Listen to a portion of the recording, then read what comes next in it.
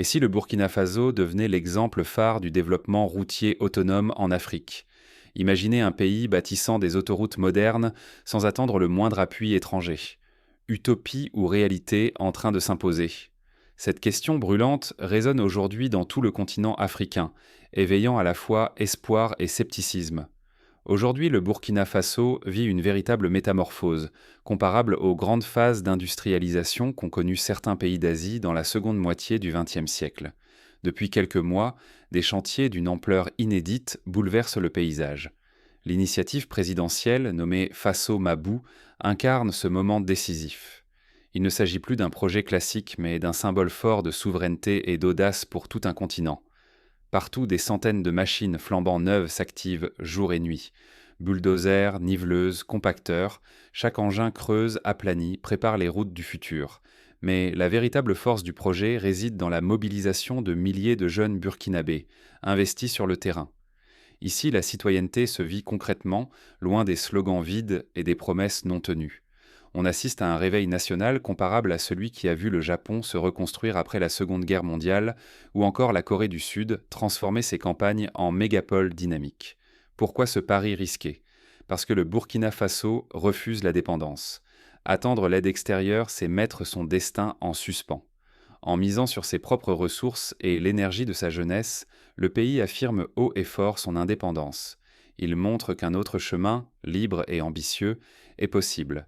C'est un choix similaire à celui de pays comme la Malaisie dans les années 70, qui ont privilégié l'autosuffisance pour sortir de la pauvreté. Ignorer ce qui se joue aujourd'hui au Burkina Faso, c'est risquer de rater une leçon majeure. C'est laisser passer des années cruciales, perdre des opportunités économiques immenses, et voir sa fierté nationale s'effriter. Le modèle burkinabé pourrait bien changer la donne pour toute l'Afrique, tout comme le modèle singapourien a inspiré de nombreuses nations émergentes. Mais comment un pays enclavé, souvent sous-estimé, a-t-il pu enclencher une telle révolution? Plongeons au cœur de cette transformation inédite. Pourquoi le réseau routier est-il le cœur battant du développement au Burkina Faso? Imaginez un territoire où les grandes villes restent isolées, où le commerce s'essouffle, où la vie quotidienne se complique faute de routes accessibles. Longtemps, le Burkina Faso a vécu cette réalité, prisonnier d'un manque cruel d'infrastructures reliant l'Est à l'Ouest, le Nord au Sud. Cette situation rappelle celle du Brésil des années 50, avant la construction de Brasilia et la modernisation de son réseau de routes. Mais aujourd'hui, un vent nouveau souffle grâce à l'initiative Faso Mabou. Portée par une détermination politique rare et une mobilisation citoyenne remarquable, cette initiative bouleverse le statu quo.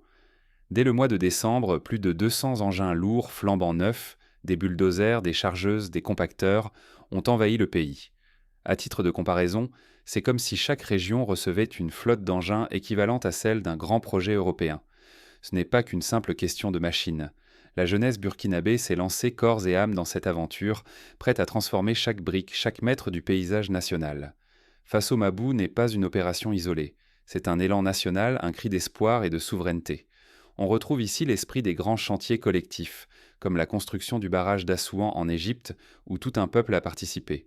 Les autorités visent haut, construire des routes par et pour les Burkinabés en s'appuyant sur les ressources locales et le savoir-faire national.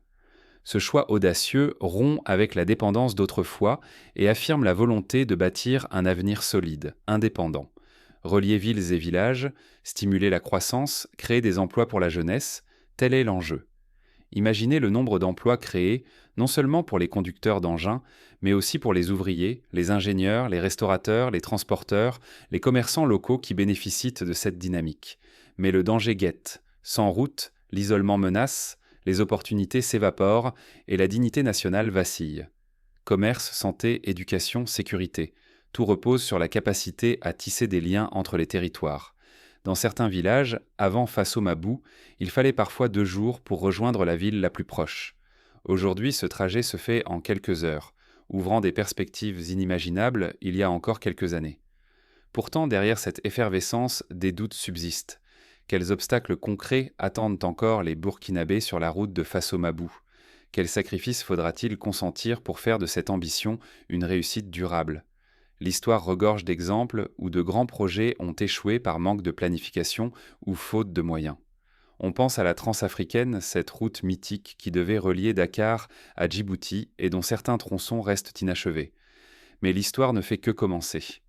Les prochains mois mettront à l'épreuve la cohésion, la résilience et l'ingéniosité du peuple burkinabé. La réussite dépendra de la capacité à surmonter les défis logistiques, climatiques et humains. Construire plusieurs milliers de kilomètres de routes chaque année, rêve irréalisable ou pari gagné? Ce défi, longtemps jugé hors de portée, est devenu l'objectif central de l'initiative Faso Mabou. Le Burkina Faso s'est donné pour mission de créer, sans compter sur l'aide extérieure, entre 3000 et 5000 kilomètres de routes par an. Pour donner un ordre de grandeur, c'est comme si la France décidait chaque année de construire un réseau routier équivalent à celui de toute la Bretagne. Ce qui rend Faso Mabou unique, c'est l'engagement de toute une nation. Chaque citoyen, du plus modeste au plus influent, peut jouer un rôle: dons, bénévolat, partage d'informations. Cette mobilisation massive réveille la fierté nationale et soude le pays autour d'un projet commun. Dans la ville de Koudougou, par exemple, une équipe de jeunes a organisé une collecte de fonds pour acheter du matériel d'entretien des routes, prouvant que chaque initiative locale compte. Mais financer un chantier aussi colossal sans recourir aux bailleurs internationaux? La réponse: le fonds souverain FONPRO. Grâce à FONPRO, le Burkina Faso utilise ses propres ressources, maîtrise ses dépenses et décide de ses priorités. Cette autonomie financière accélère le chantier, évite les lenteurs administratives et garantit que chaque franc profite réellement à la population. Un modèle qui rappelle la création du Fonds souverain norvégien, utilisé pour financer de grands projets structurants dans ce pays nordique. Les enjeux sont considérables. Il s'agit de relier toutes les régions, d'ouvrir l'accès aux marchés, aux écoles, aux hôpitaux. Les routes, bien plus que de simples axes, sont les artères du progrès économique et social. Chaque kilomètre construit rapproche les producteurs, artisans et commerçants d'une prospérité partagée. Dans la région du Sahel, par exemple, l'accès facilité au marché de Ouagadougou a permis à de nombreux agriculteurs de doubler leurs revenus en moins de 2 ans. Pourtant, l'ambition entraîne des risques majeurs. Une mauvaise gestion pourrait gaspiller des milliards, ruiner le matériel et surtout trahir la confiance de tout un peuple. La réussite de Faso Mabou dépend d'une organisation sans faille et d'une transparence totale. C'est pourquoi des comités de surveillance citoyens se sont créés pour contrôler l'utilisation des fonds et l'avancement des travaux. Le Burkina Faso se tient à un carrefour décisif. Prouver qu'un pays africain peut bâtir ses propres infrastructures ou retomber dans la dépendance. Ici, il ne s'agit pas seulement de routes, mais bien de dignité nationale et d'avenir collectif. Ce choix stratégique, s'il est mené à bien, pourrait avoir le même impact que l'ouverture du canal de Suez pour l'Égypte au XIXe siècle. Mais concrètement, comment Faso Mabou transforme-t-il cette vision en réalité? Quels choix techniques et humains font toute la différence sur le terrain? 2 fois, 4 voies, aires de repos modernes, passage pour la faune, le Burkina Faso est-il en train d'inventer l'autoroute africaine du futur? Imaginez une route reliant Bobo-Dioulasso à Ouagadougou, longue de plus de 320 km, entièrement conçue selon les standards internationaux. Ce ruban d'asphalte n'est pas qu'une prouesse technique, il incarne le symbole d'une ère nouvelle, où chaque détail est pensé pour allier confort, sécurité et durabilité. Les voies à large garantissent la fluidité du trafic, tandis que des aires de stationnement sécurisées jalonnent tout le parcours. Des passages spécifiques permettent à la faune locale de traverser sans danger, réconciliant développement et préservation de la biodiversité.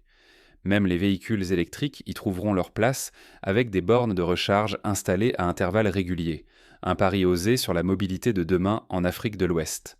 Ce type d'infrastructure, rare sur le continent, rappelle la révolution des transports qu'a connue l'Europe lors de la création de ses premiers réseaux d'autoroutes dans les années 50. Mais pourquoi cette autoroute pourrait-elle tout changer pour le Burkina Faso? D'abord, elle va transformer les échanges entre les 2 plus grandes villes du pays, rapprochant familles et amis, accélérant la circulation des biens, facilitant l'accès aux marchés régionaux. Plus qu'un simple confort, c'est la chaîne entière de l'industrialisation qui s'en trouve dynamisée. Usines, entrepôts, zones logistiques deviennent soudain envisageables, grâce à une infrastructure fiable et durable. À titre d'exemple, la création de l'autoroute Lagos-Ibadan au Nigeria a permis de multiplier par 5 les échanges commerciaux entre les 2 villes en moins de 10 ans. Ce projet est aussi un manifeste pour l'intégration régionale. En assurant une connexion rapide et sûre, il ouvre la voie à une coopération économique plus ambitieuse avec les pays voisins. Le Burkina Faso se positionne ainsi en acteur central des échanges sous-régionaux. Mais l'essentiel est ailleurs, financé en grande partie par des ressources nationales et porté par la mobilisation citoyenne. Cette autoroute prouve qu'un pays africain peut choisir son destin sans attendre l'aide extérieure. Cette modernité s'accompagne d'une attention affirmée à l'environnement. Les matériaux proviennent majoritairement du territoire burkinabé, réduisant les importations et l'empreinte carbone du chantier. Les aménagements pour la faune illustrent que développement et protection de la nature peuvent avancer main dans la main. Par exemple, des corridors écologiques ont été créés aux abords des réserves naturelles, inspirés des modèles sud-africains. Cependant, l'enjeu dépasse de loin les kilomètres construits. Si le Burkina Faso parvient à mener ce pari à son terme, c'est toute l'Afrique qui pourrait s'en inspirer. À l'inverse, un échec nourrirait les discours fatalistes sur l'incapacité du continent à maîtriser ses propres grands chantiers. Voilà pourquoi chaque avancée compte, pourquoi la fierté et l'espoir côtoient la pression et la vigilance. L'exemple de la ligne de chemin de fer Addis Abeba-Djibouti, entièrement gérée par des compétences locales, montre que la réussite est possible. Alors, comment tirer parti de cette expérience pour accélérer notre propre développement? Quelles leçons concrètes pouvons-nous appliquer dès aujourd'hui? Approfondissons ensemble cette réflexion. Pour comprendre la réussite de ce chantier, il faut plonger dans l'organisation et les choix audacieux qui l'ont rendu possible. Allons voir étape par étape ce qui distingue vraiment l'initiative Faso Mabekou. Premièrement, la planification rigoureuse. Chaque projet est découpé en phases, avec des objectifs précis, un calendrier strict et des indicateurs de performance suivis régulièrement. Cette méthode, inspirée du modèle japonais Kaizen, permet d'ajuster en continu les stratégies et d'éviter les dérapages budgétaires. Deuxièmement, le recours à l'innovation locale. De nombreux matériaux de construction comme les gravillons ou le bitume sont produits sur place. Des ingénieurs burkinabés ont même développé des solutions adaptées au climat sahélien, comme des revêtements résistant mieux à la chaleur et aux pluies soudaines. Un exemple frappant, dans la région de Fadane-Gourma, une équipe a mis au point une technique de stabilisation des sols inspirée des pratiques traditionnelles, réduisant de moitié les coûts de construction. Troisièmement, l'implication directe de la population. Au lieu de confier l'entretien des routes à des sociétés étrangères, des comités villageois sont formés pour surveiller, réparer et signaler les dégradations. Cette démarche responsabilise les citoyens et garantit la pérennité des infrastructures. Dans le village de Zignard, par exemple, un groupe de femmes a mis en place un système de veille pour détecter les nids de poules dès leur apparition. Et si chaque citoyen devenait moteur du changement, comme on le voit aujourd'hui au Burkina Faso? Imaginez un instant, l'avenir de votre pays ne reposerait plus sur des aides incertaines, mais sur la force collective de son peuple. C'est exactement ce que réalise l'initiative Faso Mabou, où chaque membre de la société, du plus humble au plus haut, s'investit sans attendre. Ici, personne ne reste simple spectateur. Chacun agit, dons, journées de bénévolat, participation active au chantier. Ce sont ces efforts conjoints qui rapprochent la nation de ses ambitions.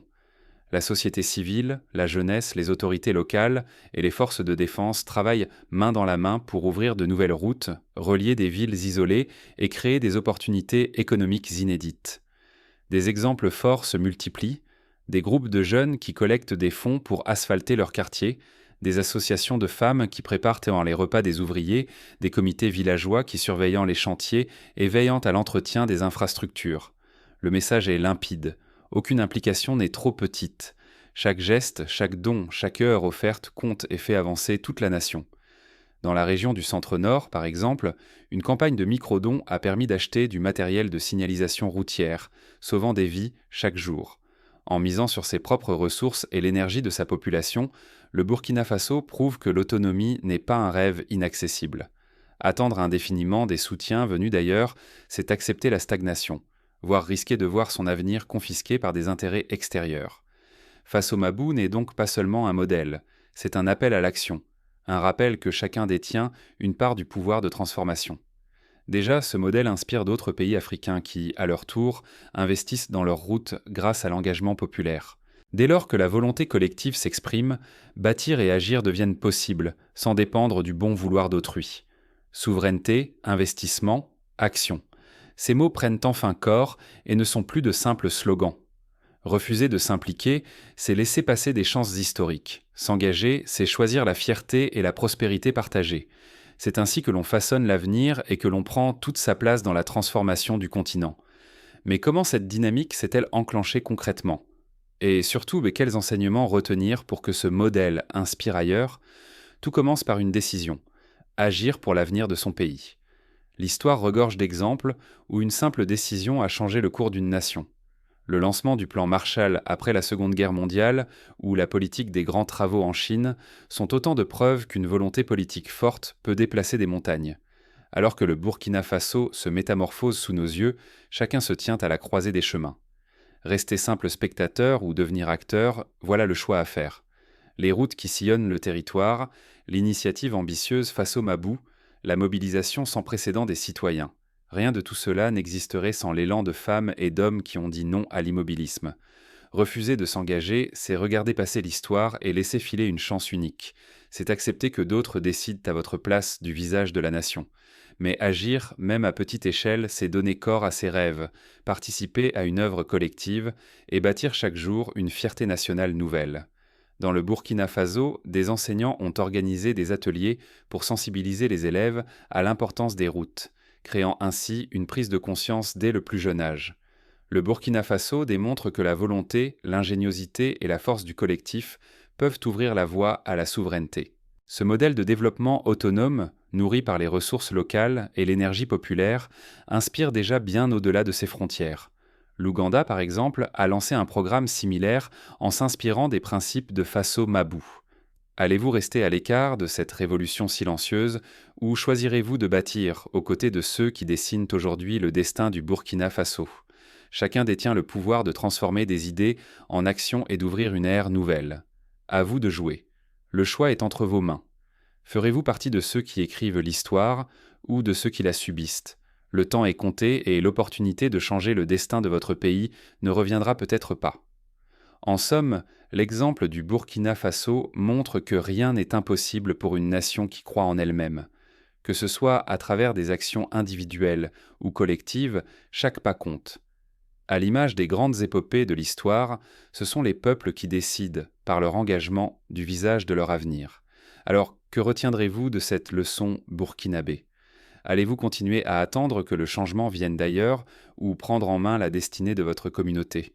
L'histoire s'écrit aujourd'hui et chacun a un rôle à jouer. Le Burkina Faso l'a compris. Et vous?